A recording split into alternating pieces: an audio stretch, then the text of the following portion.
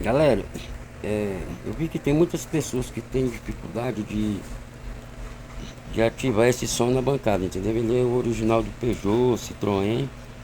Então muitas pessoas têm dificuldade, entendeu? Então eu vou explicar aqui como é que faz. Tem aqui, ó, esse ponto que vai esse diodo.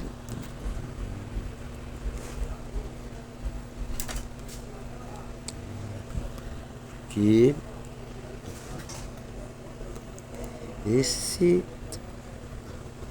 cadê esse diodo aqui, ó.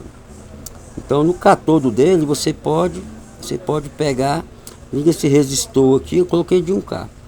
Aí você vem essa outra extremidade aqui do resistor, você coloca voltagem. Você pode colocar 5. Aqui eu coloquei 12 volts para ter uma proteçãozinha. Então entra 12 aqui, vem, passa pelo resistor e vai para esse diodo. E esse diodo vem para esse ponto aqui, ó. Aqui na placa, tá vendo? Vem para cá. Você pode ligar tanto aqui quanto ligar lá no diodo. Então vamos fazer o teste aqui, ver se ele vai ligar. Modo de economia.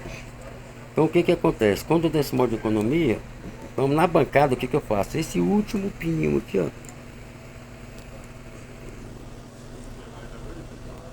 Esse último pino aqui, ó. Desses encaixes aqui, você pode contar. Tem o primeiro, o segundo, o terceiro, o quarto, o quinto de cima. Então eu soldei esse fio, então eu vou fazer o quê? Vou injetar 12 volts nele para ele sair do modo de economia. Só vou dar um pulso. Vamos ver se ele vai sair. Pronto, saiu do modo de economia, entendeu? E é só digitar o código, correr pra galera. Vou mostrar mais uma vez aqui e tal. Tentar dar um zoom.